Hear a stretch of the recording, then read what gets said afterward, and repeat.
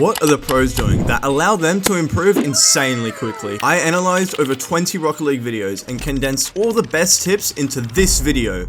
So here's 34 tips that'll blow your rank up in just 10 minutes. Power slide right. Learning this super simple mechanic is one of the best uses for your time in this game. Look at this graph. SSLs power slide more than any other rank, and when they do it for a shorter amount of time than any other rank. Utilize wall driving. Drive up the walls to reach airborne balls efficiently and conserve boost. Driving up the walls gets you to balls that are in the air faster than aerialing up, and doesn't commit you completely, so you can back out if you need to. Warm up effectively. Spend time in free play to warm up mechanics before progressing to casual and ranked matches. You sometimes don't realize just how bad you play when you haven't played the game in a while. I find the longer I go without playing, the worse I am when I come back. 20 minutes in free play should be plenty for most situations. Use training tools wisely. Utilize free play for warm up and custom training for specific skill improvement. Free play is good and we get you better at Rocket League by just playing it. But if you're lacking in a certain aspect, say high aerials, focusing on training that specifically can improve you faster than free play.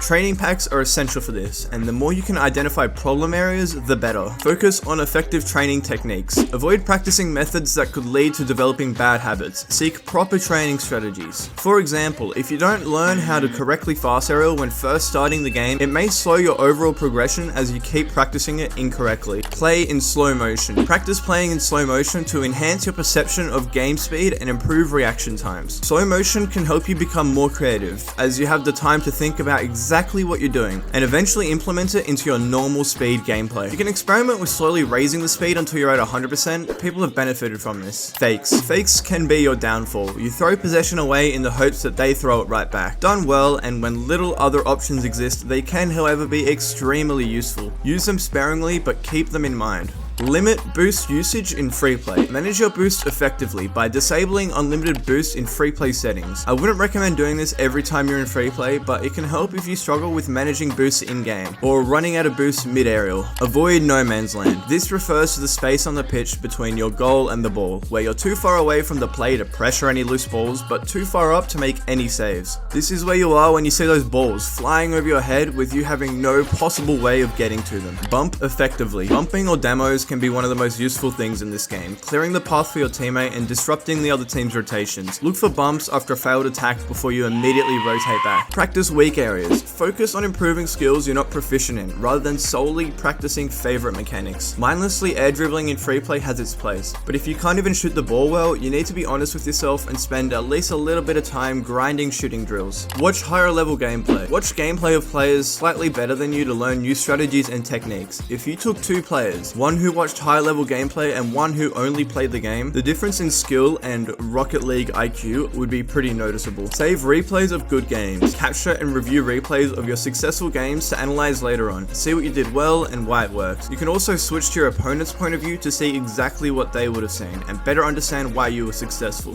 50-50 timing. 50s are one of the least thought about but most common scenarios in game. When I started actively thinking about my 50s, I started winning a lot more challenges, and this helped me play better without my mechanics being any better. So actively think about each 50-50 you go into. Utilize tutorials. There are so many great tutorials online based around so many different things. Tutorials on any mechanic you could possibly learn. You may think you know everything, but you would be surprised by the amount of information that's out there. Seek tips from streamers. Engage with higher ranked streamers for valuable insights and tips on gameplay strategies. You can straight up ask them any question in chat, and odds are, if they aren't a massive streamer, that they'll see it and probably reply. Avoid responding to angry teammates. Refrain from engaging with upset teammates to prevent distractions and maintain focus. I know how unfair this may seem, but responding to your teammates when they want to save you or try to tell you how to play can be a massive distraction. And all of a sudden, the game isn't about getting the ball into the opponent's net, but responding to your teammates and trying to stand up for yourself. Adjust chat settings. Customize your chat settings to limit or eliminate distractions during matches. If you're the type of person to easily get thrown off your game when people start quick chatting you, this is super valuable. But even if you're not, the chat just provides as an extra unneeded distraction. Turning it off may benefit you more than you think. Play in a party, play with friends, or use voice comms with teammates to improve coordination and teamwork. Being able to speak to someone whilst playing is a game changer. If you can effectively communicate with your teammate, it almost instantly puts you a rank higher than what you would have been with no voice comms. Understand rotation basics. Embrace rotational gameplay to optimize team strategy and positional play. Good and bad rotations are just as important as mechanics, so it's important that you understand them and implement them. Cutting your rotation is also effective, a way to catch the opponents off guard and collect loose balls. There are tutorials online for rotations. Master back post rotations. Focusing on back post rotations to maintain defensive stability and positional awareness. Back post rotations are one of the most important things in this game. If you have never heard of the term back post rotations, it is highly recommended that you research what they are.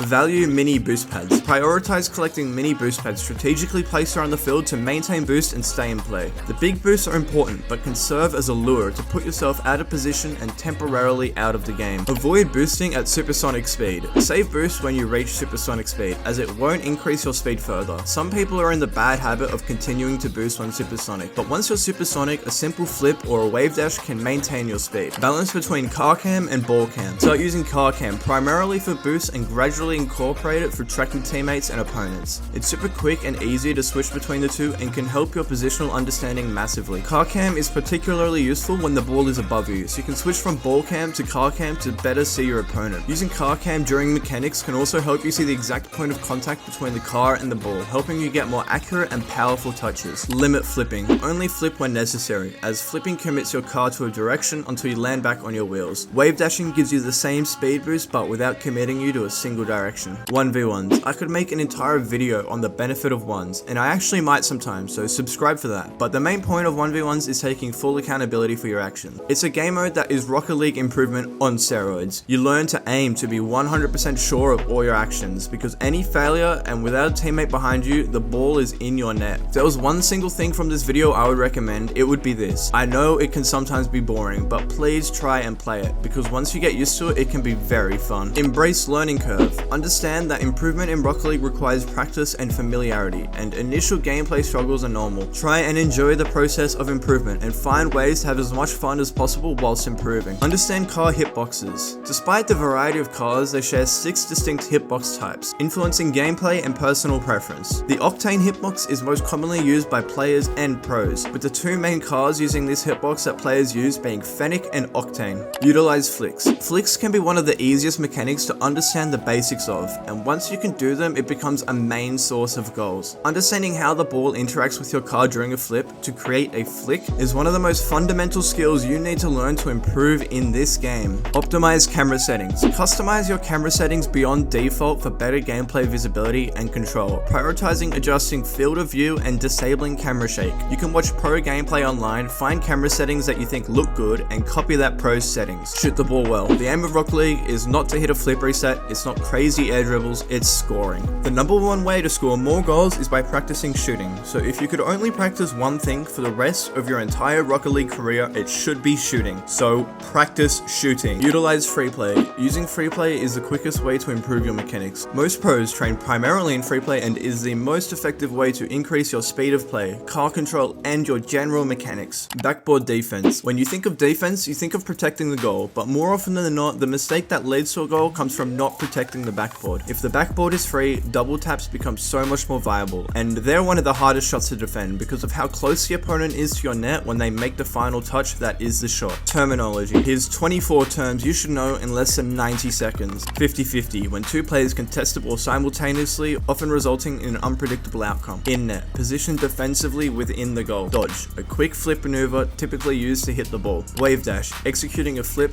just as the back wheels touch the ground to gain speed. Aerial, using boost to fly and hit the ball. Pinch, smashing the ball between your car and another surface for powerful clears or shots. Likes, what this video needs. Read, anticipating where the ball will go next. Demo, demolishing an opponent by hitting them at supersonic speed. Challenge or contest, moving towards an opponent to contest the ball possession. Dribbling, controlling the ball on your car, often making small adjustments. Catch, allowing the ball to land on your car to start a dribble. Flick, flipping the ball off your car for a powerful shot. Fake, pretending to hit the ball but intentionally missing, deceiving opponents. Dunk, winning a challenge when arriving later than the opponent and sending the ball past them. Clear, hitting the ball away from your goal area area to relieve defensive pressure. Pressure, when a teammate maintains offensive momentum, often exhausting the opposing team's boost. Redirect, altering the ball's trajectory with a slight touch. Half flip, a quick flip technique to turn around faster. Double touch, scoring from a rebound off the backboard with a follow-up hit. Air dribble, carrying the ball in the air with multiple touches.